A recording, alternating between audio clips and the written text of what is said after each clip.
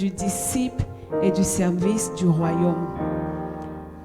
Le disciple et le service du royaume. Nous lisons dans Exode 23, à partir du verset 25. Exode 23, à partir du verset 25.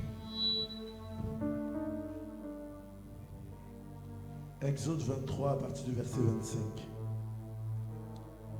Vous servirez l'Éternel votre Dieu, et il bénira votre pain et vos eaux. Et j'éloignerai la maladie du milieu de vous.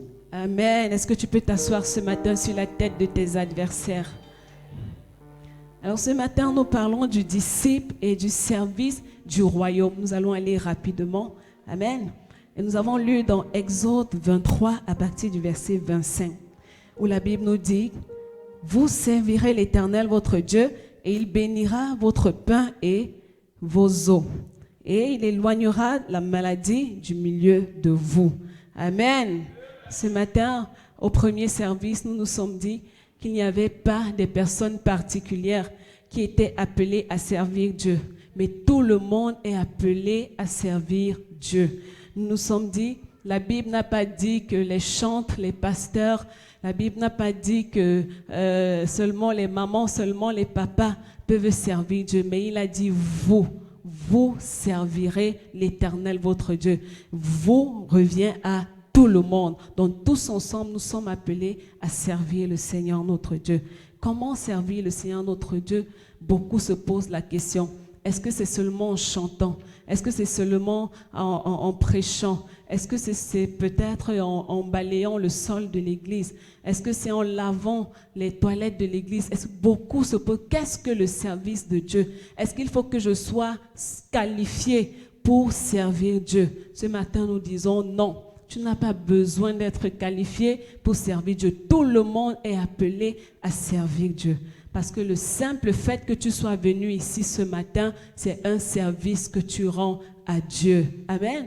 Le simple fait que tu donnes tes offrandes, c'est un service que tu rends à Dieu. Amen. Tu aurais pu les utiliser pour faire autre chose, mais tu as préféré venir dans la maison de Dieu et contribuer à l'œuvre de Dieu avec tes offrandes, alors que tu es en train de servir Dieu. Alors nous avons dit que le service de Dieu, c'est toute chose utile que nous faisons. Amen. Le service du royaume, c'est toute chose utile que nous faisons dans la maison de Dieu. Chaque chose qui vise à contribuer à l'avancement de l'œuvre de Dieu, c'est le service du royaume. Si nous ne faisons pas ce qui détruit dans la maison de Dieu, alors nous faisons ce qui est utile, alors nous sommes en train de faire avancer l'œuvre de Dieu et nous servons. Et nous avons vu quelques exemples de personnages bibliques qui ont servi. Nous avons pris l'exemple d'Abraham, je ne vais pas revenir dessus. Nous avons vu qu'Abraham a servi Dieu à plusieurs niveaux. Non seulement il obéissait aux instructions de Dieu, lorsque Dieu lui a demandé « quitte ta patrie, quitte ton peuple et va t'installer dans le lieu où je te montrerai », il n'a pas hésité. Il a quitté cet endroit et il est allé s'installer à Canaan, là où le Seigneur lui a demandé de s'installer. On a vu qu'Abraham a été aussi un intercesseur. Il n'obéissait pas seulement dans son service, mais il pouvait aussi intercéder. Abraham, lorsque le Seigneur avait résolu de détruire Sodome et Gomorrhe, il s'est mis à intercéder auprès de l'Éternel. Seigneur, est-ce que tu peux avoir compassion de Sodome et Gomorrhe? Pourquoi? Parce qu'il savait que son neveu Lot était à Sodome et Gomorrhe. Il a commencé à implorer la miséricorde de Dieu. Seigneur, et si tu trouves 50 personnes, si tu trouves 30 personnes, si tu trouves 20 personnes, et il est arrivé même jusqu'à 10, il dit, Seigneur, ne dis pas que je te dérange. Seigneur, si tu trouves seulement 10 personnes, est-ce que tu vas détruire? Nous voyons que Abraham, avec le cœur, un cœur d'intercesseur, il servait Dieu à plusieurs niveaux dans la maison de Dieu. Amen. Alors ce matin, tu peux servir Dieu à plusieurs niveaux. Le service n'est pas réservé à une catégorie de personnes. Le service, c'est pour tout le monde. Dieu nous attend à son service. Et il dit que vous me servirez et je vous bénirai. Ceci veut dire que votre bénédiction dépend aussi de votre service. Amen. Le fait que vous soyez épargné des maladies dépend aussi du service que vous faites pour Dieu, le service que vous faites dans la maison de l'Éternel. Nous avons aussi vu David qui était un homme selon le cœur de Dieu. David qui avait des caractéristiques vraiment exceptionnelles. Amen. Amen. Nous avons vu que David a servi Dieu en défendant les intérêts de Dieu. Il a dit, je ne peux pas accepter qu'un Goliath, un incirconcis, amen, qu'un incirconcis ose défier le peuple de Dieu. Il a dit, je ne peux pas accepter cela. Alors un jeune garçon de 17 ans s'est levé et il a dit, j'irai affronter ce Goliath pour ma nation. Amen. Est-ce que dans ton service de Dieu, tu peux te tenir pendant que des gens viennent combattre l'église? Tu peux te lever dans la prière. Tu dis, Seigneur, je n'accepterai pas que cette église soit fermée à cause des incirconcis. Pendant que le loyer de l'église peine, tu dis, Seigneur, je n'accepterai pas qu'on ne puisse pas accomplir ton œuvre parce qu'il n'y a pas le loyer. Pendant que, je ne sais pas, il y a un besoin à l'église, tu dis, Seigneur, je n'accepterai pas que ça traîne. Alors ça devient un fardeau dans ton cœur, comme David a porté ce fardeau dans son cœur de l'œuvre de Dieu. Un petit garçon s'est levé et a combattu un géant. Et à cause de l'esprit de service qu'il avait, Dieu a accordé la victoire à Israël. Amen. Alors c'est quelques personnages que nous avons vus au premier culte. Maintenant, à notre second culte, nous allons voir un autre personnage comme Daniel. Amen. Daniel dans la Bible est quelqu'un qui a véritablement servi l'Éternel lui aussi. Et nous avons dit que ces hommes sont des hommes de la même nature que nous. Alors, ils avaient compris l'importance de servir Dieu. Nous aussi, le Seigneur voudrait que nous comprenions cette importance de le servir parce qu'il l'a attaché à son service tellement de bonnes choses pour nous. Amen. Nous allons le voir en évoluant. Nous avons dit Daniel avait résolu de ne pas se souiller avec les mets du roi. Amen. Daniel était avec le peuple d'Israël en exil, amen, à Babylone. Ils étaient en exil à Babylone. Et Babylone, c'était une terre étrangère où ils avaient des lois qui étaient des lois contraires à Dieu. Amen. On faisait des choses qui ne glorifiaient pas le nom de Dieu. Mais Daniel n'avait pas perdu d'esprit que lui, il est un fils de Dieu, que lui, il est un enfant de Dieu. Alors même dans cette terre, Daniel se comportait comme un bon disciple de Dieu. Il se comportait comme un vrai serviteur de Dieu. Amen. La Bible nous dit dans Daniel 1, verset 8, qu'il avait résolu de ne pas se souiller avec les mets du roi. Amen. Nous n'allons pas revenir sur cette histoire. Vous la connaissez certainement bien. Peut-être lisons Daniel 1, verset 8, pour que certains se retrouvent. Daniel 1, à partir du verset 8. Daniel 1, à partir du verset 8. Daniel résolut de ne pas se souiller par les mets du roi et par le vin dont le roi buvait. Amen. Daniel qui servait autour du roi avait résolu de ne pas se souiller. Amen. Il a dit, je ne mangerai pas de la nourriture qu'on mange à Babylone. Amen. Est-ce que dans le service de Dieu, tu peux te priver de certaines choses juste à cause de Dieu qui te semblent tellement bonnes, qui te satisfassent? Amen. Juste pour dire, je vais servir mon Dieu. Tu peux être dans un endroit où tu n'as pas l'église à côté de toi, tu n'as pas ton peuple, tes frères à côté de toi, mais tu te dis, à cause de Dieu, je ne me souillerai pas avec vos façons de faire. Je sais que je suis fils de Dieu, je sais que je suis fille de Dieu et j'amène là où je suis la culture de Dieu. Amen. C'est ce que Daniel a fait. Dans une terre étrangère, il a amené la culture de Dieu. Il n'a pas eu peur de marcher selon la culture du royaume de Dieu parce qu'il savait que dans la culture du royaume de Dieu, il n'était pas permis qu'il mange ses mets sur la table du roi parce que c'était sacrifié à des divinités. Il a dit non, je ne me souillerai pas avec ses mets. Amen. Nous allons aussi voir que Daniel était un homme de prière. Dans le service de Dieu, c'était un homme qui aimait la prière. La Bible dit que Daniel priait 3 fois par jour. Daniel était toujours en train de prier. Daniel était un homme fidèle à Dieu. Il faisait passer la volonté de Dieu par rapport à sa propre vie. Amen. Daniel avait cet amour, ce grand amour pour Dieu, au point où, même quand on a décidé de le jeter dans la fosse aux lions, toujours parce qu'il a refusé, amen, de se soumettre à la culture de Babylone, il a dit non, je vais aller dans la fosse aux lions, je ne vais pas résister à mon Dieu, je ne pense pas à ma vie premièrement, mais je pense au service de Dieu. Amen. Parce que Daniel était quelqu'un d'influent, amen, pour le peuple juif. Il était autour et il était aussi autour du roi de Babylone. Donc il était un peu comme un modèle pour les autres. Il aurait suffi que lui, il se soumette, que lui, il se laisse faire pour que les autres suivent aussi le mauvais exemple. Et Daniel a décidé non, même jusque dans la fosse du lion, je ne me soumettrai pas à vos lois, je n'adorerai pas vos dieux. Amen. Et Daniel est allé jusque dans la fosse du lion, mais parce qu'il avait le cœur du service, le Seigneur l'a retiré de la fosse des lions et il a envoyé ses détracteurs dans la fosse des lions. Amen. Daniel était aussi un intercesseur.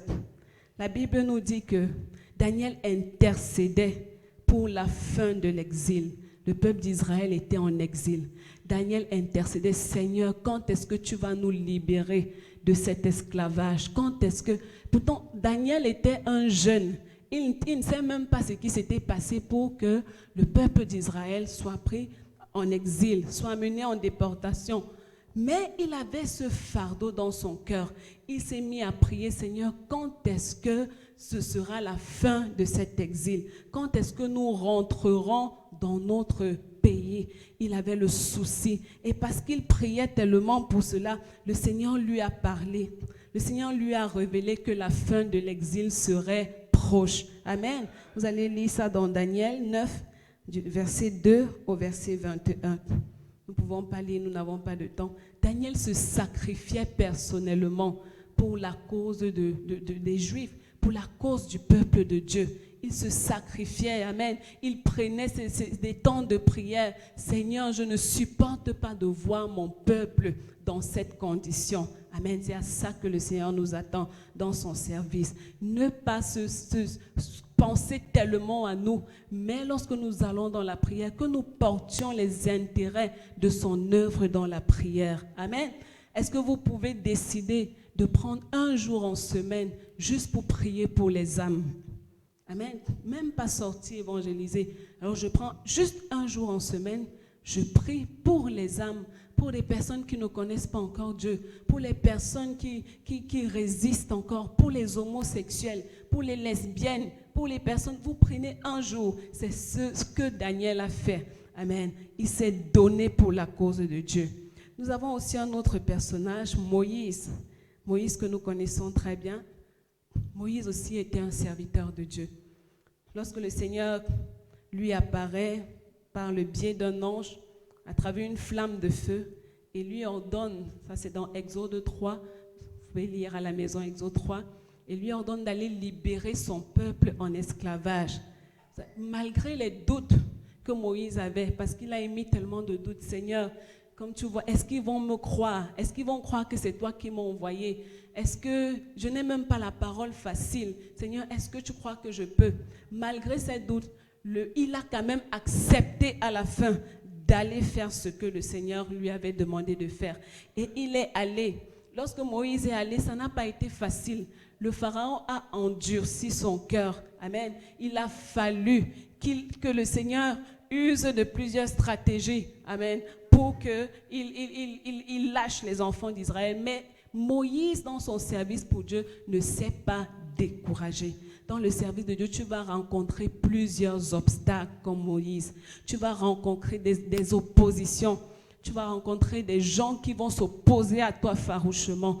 Mais comme Moïse, est-ce que tu peux résister jusqu'à la fin? Ça ne suffit pas. Quand ils sortent même encore de l'Égypte, c'est le même peuple qu'il est venu libérer qui se retourne encore contre lui. Amen. Mais Moïse, malgré cela, n'a pas fléchi. Il s'est dit, je suis en mission et je vais servir le Seigneur jusqu'à la fin.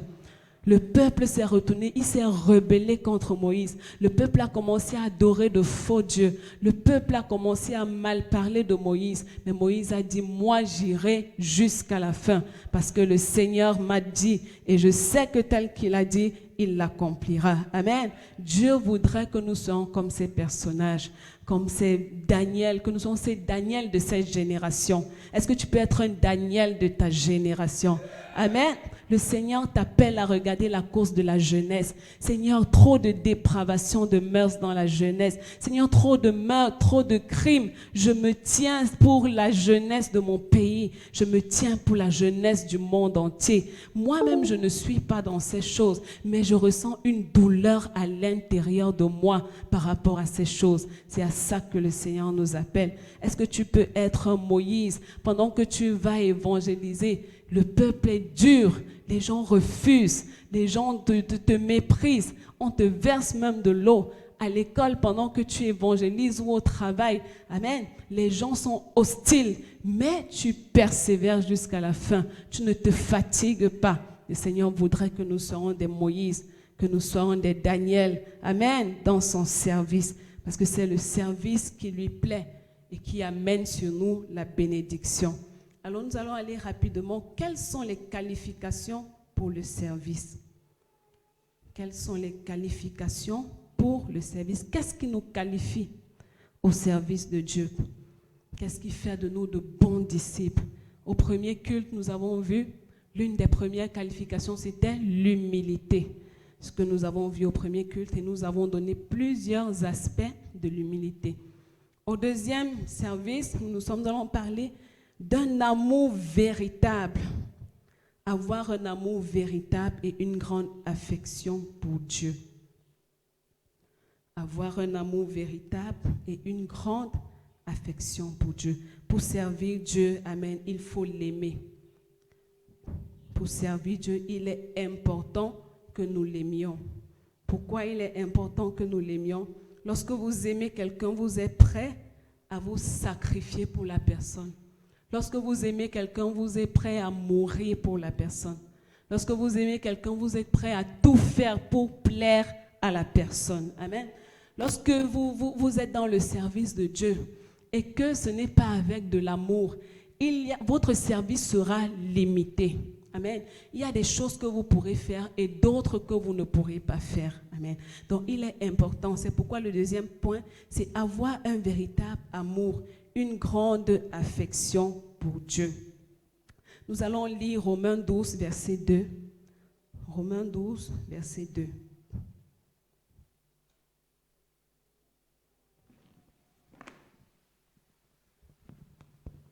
Romains 12, verset 2.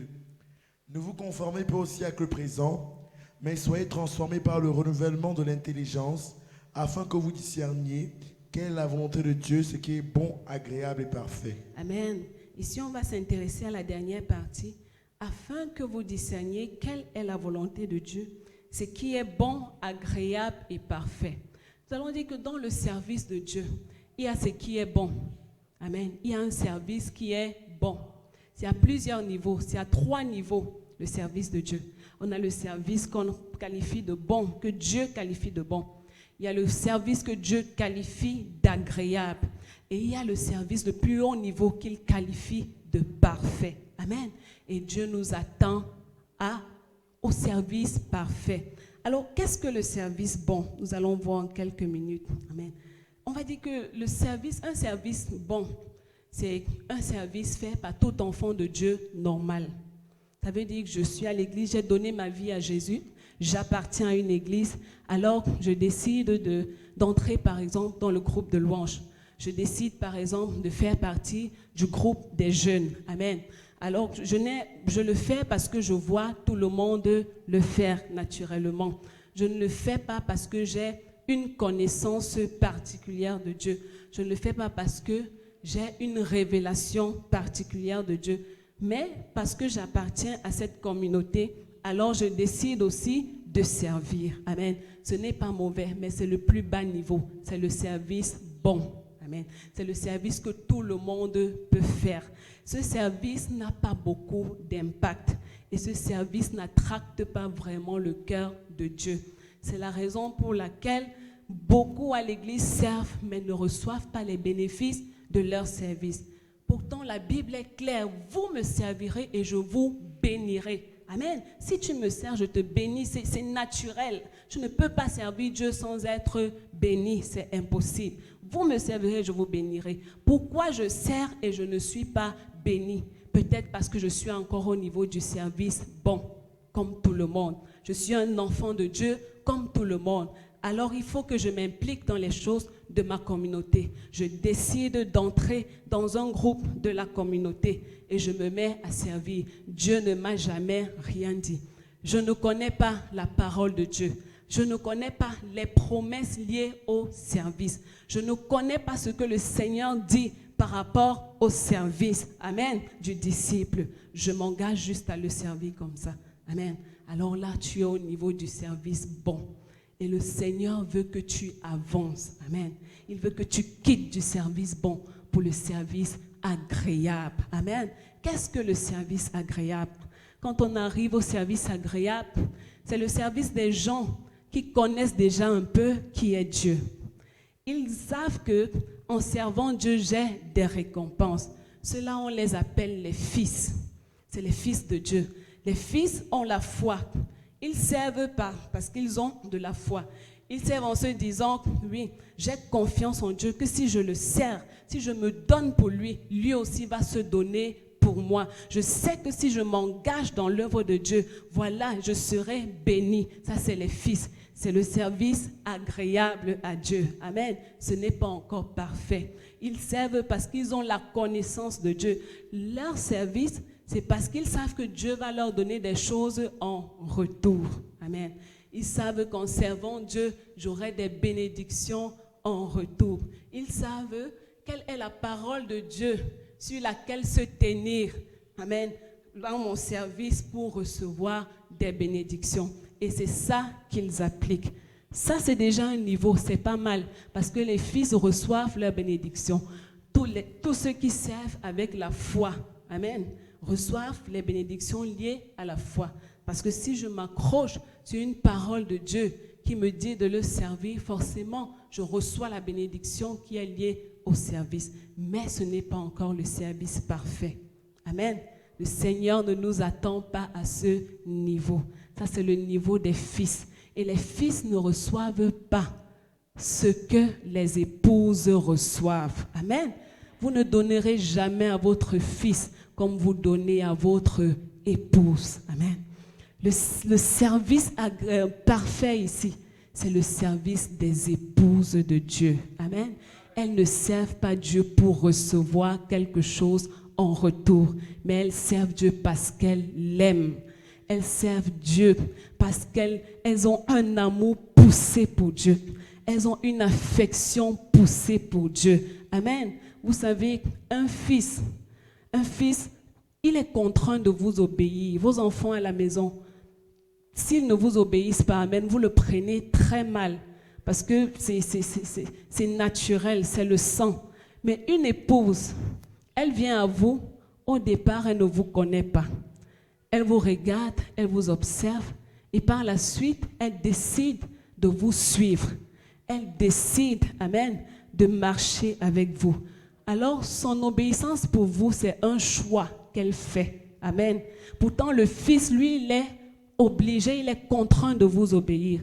Mais l'épouse, elle choisit de vous obéir. Pourquoi? Parce qu'elle vous aime. C'est par amour qu'elle vous obéit. Et pour l'épouse, on ne parlera même pas d'obéissance. On parlera de soumission. L'épouse se soumet à son mari. Elle se soumet à son maître. Et c'est pour ça qu'elle le sert. Amen. Alors le Seigneur veut que nous atteignons la dimension de l'épouse dans son service. Je ne te sers pas parce que j'attends quelque chose en retour de toi. Non. Je ne te sers pas parce que je sais que tu vas me bénir. Non. Je te sers parce que je t'aime. Un point, c'est tout. Je te sers parce que je veux te plaire. J'ai choisi de te servir. Je t'ai observé. Je t'ai regardé. Tes caractères m'ont plu. Et j'ai voulu marcher avec toi. C'est pourquoi je décide de te servir. Amen. C'est ça le service parfait. Et Dieu attend chacun de ses enfants au service parfait. Les bénéfices qu'une épouse a, un fils ne pourra jamais l'avoir. Pourquoi? Parce que votre épouse est dans votre intimité. Amen. Il y a des secrets que vous ne pouvez pas partager avec vos enfants. C'est impossible. Mais votre épouse, vous partagez tout avec elle. Elle devient une personne avec vous. Alors ce que vous avez, c'est pourquoi quand on se marie, pour nous les enfants de Dieu, on signe bien commun. Alors quand tu aimes de Dieu et tu le sers comme une épouse, forcément ce qui lui appartient, t'appartient. Amen. Forcément ce qui est à lui est aussi à toi. Pourquoi? Parce que vous devenez une seule personne. Tu vois que le niveau est plus élevé. Le Seigneur t'attend à le servir comme une épouse. Quitte le niveau des enfants, qui est le service bon dans sa maison. Quitte le niveau des fils. Oui, je le sais parce que j'ai la foi, parce qu'il va me bénir. Vous savez, lorsque quelqu'un vient à vous chaque jour en vous demandant, s'il te plaît, je veux ceci, je veux cela, à un moment, vous allez vous fatiguer. Amen. Est-ce que ce n'est pas vrai? Vous allez vous fatiguer. Quand la personne va venir à côté de vous, vous allez un peu vous détourner de la personne. Mais lorsque vous savez que quelqu'un vient à vous parce qu'elle vous aime, amen, vous avez de la facilité à lui tendre votre main. Vous avez de la facilité à lui donner ce que vous avez. Amen. Même dans nos relations avec les gens, nous savons qui nous obéit par simple obéissance et qui nous obéit par soumission. Vous devez le savoir. Vous devez pouvoir discerner dans vos relations. Qui m'obéit parce qu'il est contraint de le faire lorsque je donne un ordre, et qui m'obéit parce qu'il m'est soumis par amour, parce qu'il m'aime. C'est pour ça qu'il le fait. Il n'attend rien en retour de moi. Il ne veut même rien savoir, mais il m'aime tout simplement. Alors à celui-là, vous êtes prêt à tout donner. Vous êtes prêt à tout offrir. Amen. On va voir ça avec l'histoire de Marthe et de Marie. Lorsqu'elles ont perdu leur frère Lazare. Vous savez, lorsque Jésus a appris que Lazare est mort, ça faisait... il a mis du temps. Il s'est dit non, je vais laisser le temps passer avant d'aller voir ce qui est en train de se passer. Pourtant, c'était une famille qui lui était amie. Mais Jésus a décidé de laisser du temps passer avant d'aller. Lui, il savait qu'il va ressusciter Lazare. Amen. Il voulait juste leur faire un peu, je ne sais pas, voir un peu leur foi. Alors, quand Jésus décide de partir finalement, il arrive, vous savez ce qui se passe? Marthe sort premièrement vers Jésus. Quand Marthe sort vers Jésus, elle lui dit, Seigneur, si tu étais là, notre frère ne serait pas mort. Amen. Alors Jésus lui dit, oui, je sais, mais est-ce que tu crois que je suis la résurrection et la vie? Elle dit, oui, Seigneur, je sais que mon frère ressuscitera au dernier jour. Le Seigneur lui dit, non, ce n'est pas au dernier jour, ça va se passer comme tu vois là. Amen. Mais regardez ce qui est impressionnant. Lorsque Marie arrive, elle ne se comporte pas comme Marthe. Vous savez, Marthe est venue, elle a directement dit, oh Seigneur, si tu étais là, elle a revendiqué quelque chose à Dieu. Vous allez lire ça, amen. C'est dans Jean 11. À la maison, je vous invite à lire.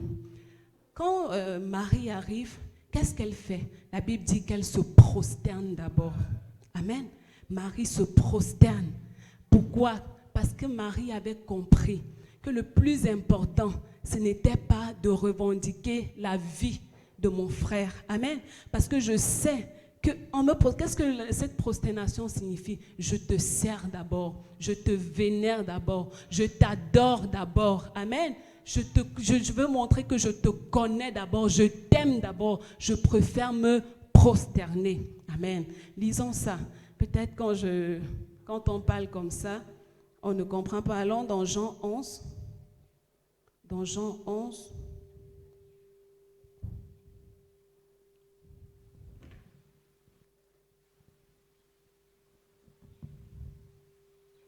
La Bible dit, lorsque Marthe apprit que Jésus arrivait, Jean 11, verset 20, elle alla au-devant de lui, tandis que Marie se tenait assise à la maison.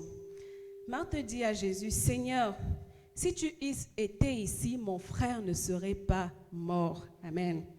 Nous allons, mais maintenant, je sais que tout ce que tu demanderas à Dieu, Dieu te l'accordera. Alors nous allons à l'intervention de Marie. Dès que Marie eut entendu, elle se leva promptement. Ça, c'est le verset 29. Car Jésus n'était pas encore entré dans le village, mais il était dans le lieu où Marthe l'avait rencontré. Lorsque Marie fut arrivée, verset 32, là où était Jésus, et qu'elle le vit, elle tomba à ses pieds. Amen. La Bible nous dit que la première action de Marie, ce n'était pas de revendiquer. Ce n'était pas de dire, Seigneur, pourquoi est-ce que mon frère est mort? Tu étais où? Tu es notre ami. Tu aurais pu venir. Non, la première chose, c'est qu'elle est tombée aux pieds du Seigneur. Je sais que je suis ta servante. Je sais que je t'aime. Et parce que je t'aime, cet amour que nous avons, amen, je sais que tout est possible. Amen. C'est quand elle finit de se prosterner devant Jésus, en signe de servante, de bonne disciple, qu'elle lui dit, Seigneur, si tu avais été là, mon frère ne serait pas mort. C'est à ça que Dieu nous attend. Amen. Avant de lui demander quoi que ce soit, un bon serviteur, qu'est-ce qu'il fait? Il se prosterne d'abord. Pourquoi? Parce qu'il aime son maître. Amen. Quand tu aimes, tu peux te prosterner. Quand tu aimes, tu n'as pas de mal à servir. Et Jésus, qu'est-ce que la Bible nous dit? La Bible nous dit que Jésus pleura. Amen. Jésus ne pleurait pas parce que Lazare était mort. Non. Parce que lui, il savait depuis, quand il traînait, qu'il irait ressusciter Lazare. Mais pourquoi Jésus a pleuré? Jésus a pleuré parce qu'il a vu l'amour de Marie, amen, à son égard. Il dit, waouh, est-ce que je peux encore trouver quelqu'un qui m'aime comme ça? Malgré même une situation difficile, la première chose qu'elle trouve à faire, c'est d'abord tomber sur ses pieds et dire, Seigneur, je t'aime. Seigneur, je sais que tu me connais. Seigneur, je sais que je suis ta servante. Je sais que je suis ton disciple. C'est la première chose qui compte pour moi. Ce n'est pas mon frère qui est mort. Parce que je sais que si je t'aime, forcément, à cause de cet amour, mon frère ressuscitera. C'est à ça que le Seigneur nous appelle. C'est ça le service parfait. Amen. Le Seigneur veut que tu deviennes une épouse. Une épouse, c'est s'abaisser. Elle s'abaisse pas parce qu'on lui impose de s'abaisser. Elle s'abaisse parce qu'elle aime. Elle a fait le choix de s'abaisser. Amen. Et si vous regardez plus loin, pourquoi Marie pouvait s'abaisser comme ça? Parce qu'elle avait un passé. Vous savez, Marie, c'était la Marie prostituée qu'on a failli lapider. Amen. Et elle savait d'où Jésus l'a prise. Jésus est venu, il a dit que celui qui n'a jamais péché jette la première pierre sur elle. Amen. Alors quand Marie pense à tout ça, elle dit, mince, si Jésus a empêché que je meure là-bas, c'est Lazare qui ne va pas vivre. C'est vrai, ça fait 4 jours, mais on a failli me lapider. Je devais mourir là sur place, mais Jésus n'a pas permis. Donc la première chose que je fais d'abord, c'est lui exprimer mon amour, ma reconnaissance, ma gratitude. Amen. Et je sais qu'en le faisant, amen, il va s'occuper du reste. Le reste est déjà fait. Est-ce que tu peux servir Dieu comme une épouse? Le Seigneur t'attend à ce niveau. Ne sers plus parce qu'on te force. Tu recevras des choses limitées. Amen. Tu feras beaucoup d'efforts. Vous savez, pour que la foi grandisse, ce n'est pas facile. Papa nous a parlé du combat de la foi. Cette semaine, il faut combattre, il faut batailler avec les mauvaises pensées, il faut batailler avec les combats de l'extérieur. Mais lorsque vous êtes une épouse, vous n'avez pas, tout pour vous c'est je l'aime seulement. Je l'aime parce que je sais de là où il m'a pris. Je sais là où j'étais dans le passé. Je sais comment j'étais rejetée. Je sais comment j'étais humiliée. Mais Jésus m'a prise de là. Et il m'a amené là où je suis. Amen. Tout ce que je veux, c'est mes problèmes, c'est derrière. Le plus important, c'est Jésus. Amen. Est-ce que tu peux arriver à ce niveau? Alors tu es dans le service parfait. Tu es dans le service parfait et Jésus partagera sa vie avec toi. Il partagera ses biens avec toi parce qu'on ne refuse rien à une épouse qu'on aime vraiment. Le phénomène du mariage, c'est Dieu qui nous l'apprend. Amen. Parce que nous sommes son épouse en tant qu'Église. C'est lui qui nous apprend le mariage. Alors, si nous, en tant que des hommes, nous pouvons aimer nos conjointes jusqu'à leur donner tout, Jésus lui-même qui est à l'origine, Dieu qui est à l'origine du mariage, ne nous donnera-t-il pas tout lorsque nous l'aimons? Non, il nous donnera absolument tout. Ce matin, Dieu t'appelle à ça. Amen. Est-ce que tu es béni ce matin? Amen. Nous allons continuer. Quelles sont les qualifications pour le service?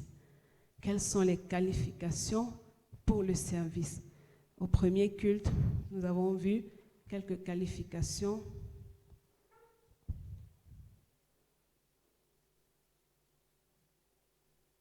Alors, nous avons parlé des qualifications tout à l'heure. Nous allons maintenant, quels sont les profits? Les profits du service, s'il vous plaît. Quels sont les profits du service du royaume? Quelqu'un nous lit Hébreux 4, verset 11. On court avec le temps. Hébreux 4, verset 11.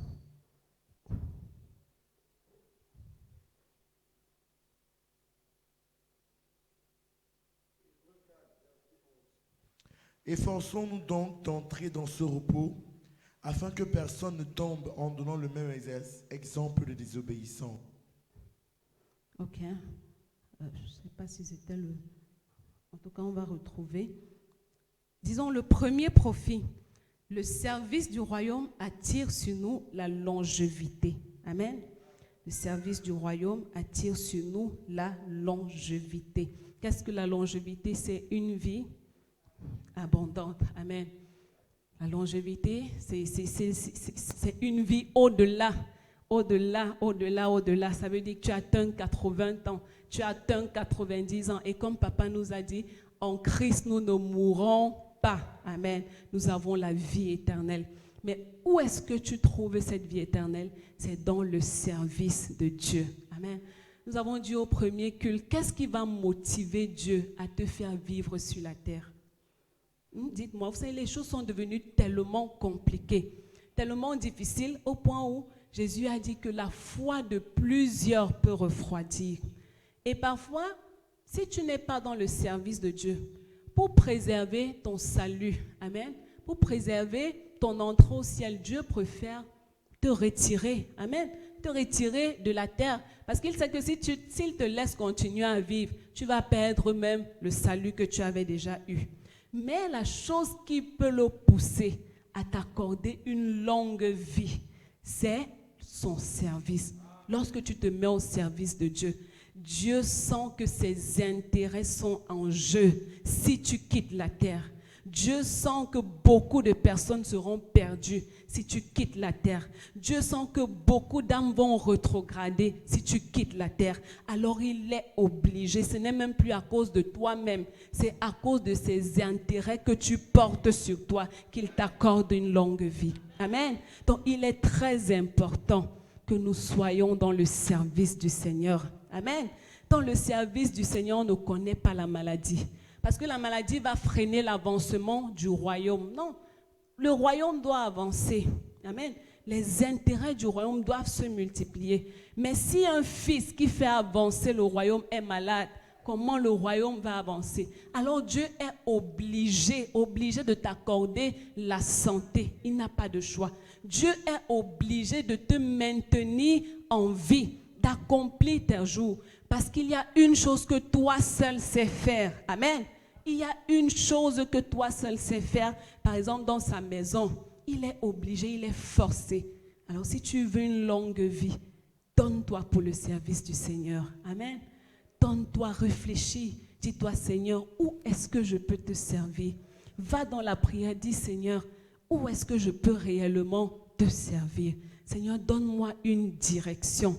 Où est-ce que je peux mettre ma main dans ta maison pour que ça avance, pour que ça évolue, pour que les choses changent, pour qu'il y ait une solution? Et alors tu auras une longue vie sur la terre. Amen. Nous allons aussi dire que le service de Dieu nous apporte un vêtement de supériorité, d'honneur et de dignité. Le service de Dieu nous apporte un vêtement de supériorité, d'honneur et de dignité à chaque fois que tu sers Dieu. Amen. À chaque fois que tu honores Dieu par ton service, lui aussi permet que les hommes t'honorent. Amen. Tu ne peux pas servir Dieu sans être honoré par les hommes. Il déverse ce parfum d'honneur sur toi. Les hommes sont obligés parce qu'ils voient Dieu en toi. Tellement ils voient Dieu en toi qu'à un moment, certains sont même poussés de te voir comme Dieu. Amen. Et ils commencent à t'honorer. Donc, si tu veux influencer sur la terre, si tu veux être quelqu'un qui draine des foules sur la terre, mets-toi dans le service de Dieu. Amen. Tu auras de l'influence dans tout ce que tu fais. Tu auras de la considération parmi les hommes. Pas parce que toi-même tu le veux. Amen. Parce que le service de Dieu, parce que ça aura de l'impact sur les vies. Ils seront forcés de te respecter, de respecter l'huile de Dieu sur toi. Amen. Donc il est important de servir Dieu. En 3, nous allons dire le service de Dieu est le moyen par lequel nos prières sont exaucées. Quelqu'un va nous lire rapidement Luc 1, versets 5 à 13. Nous courons sur le temps. Luc 1, versets 5 à 13. Luc 1, verset 5. Du temps d'Hérode, roi de Judée, il y avait un sacrificateur nommé Zacharie de la classe d'Aaron et elle s'appelait Élisabeth. Tous deux étaient justes.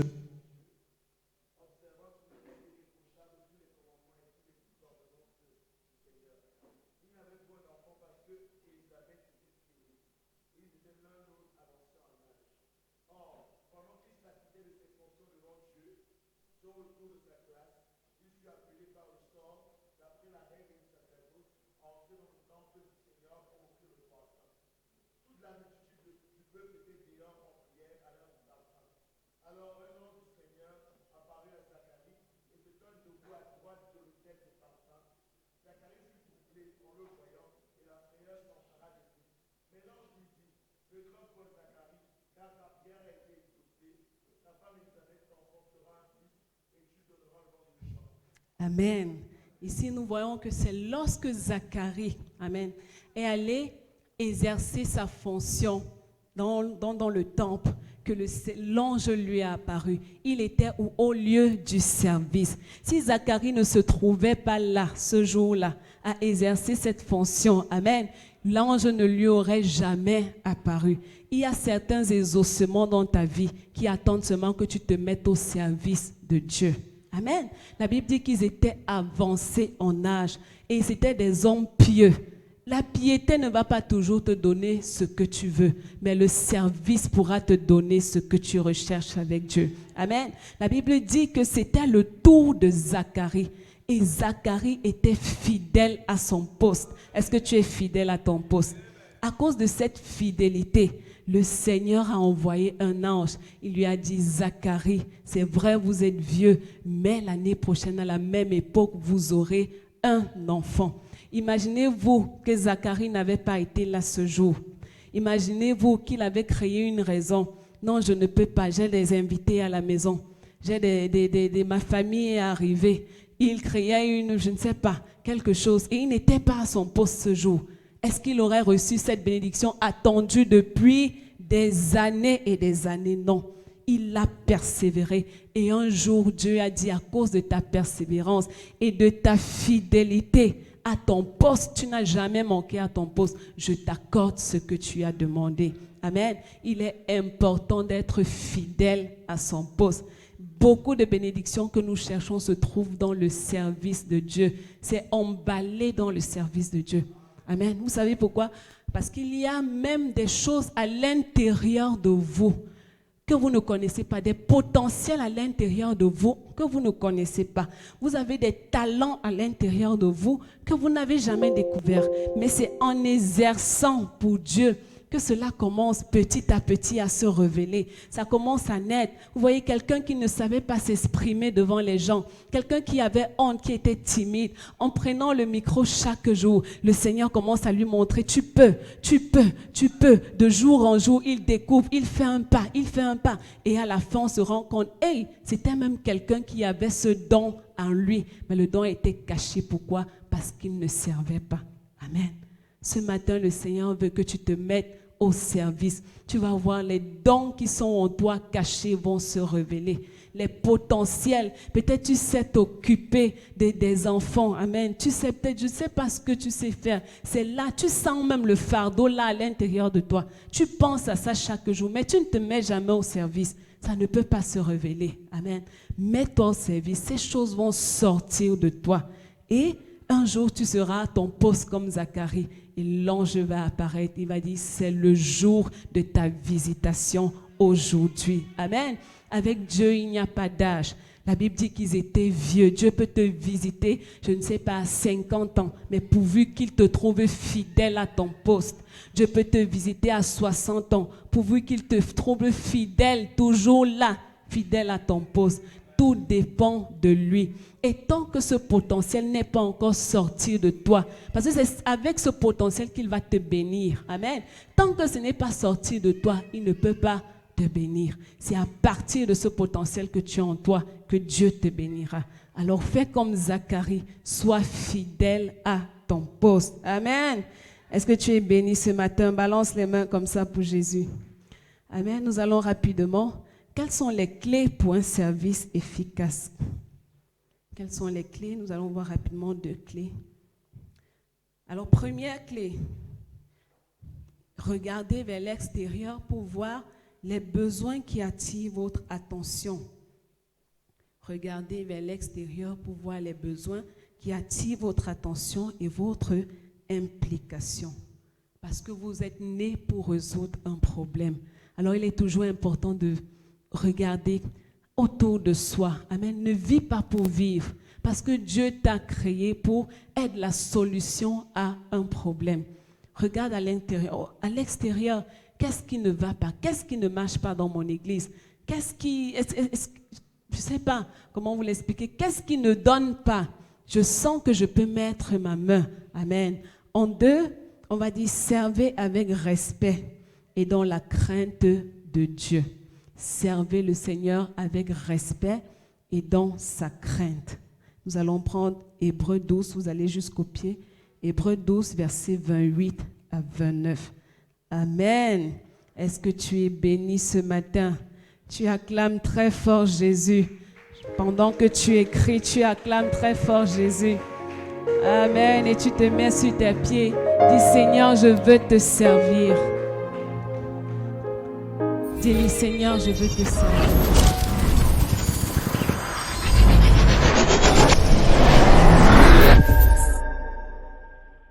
Your love.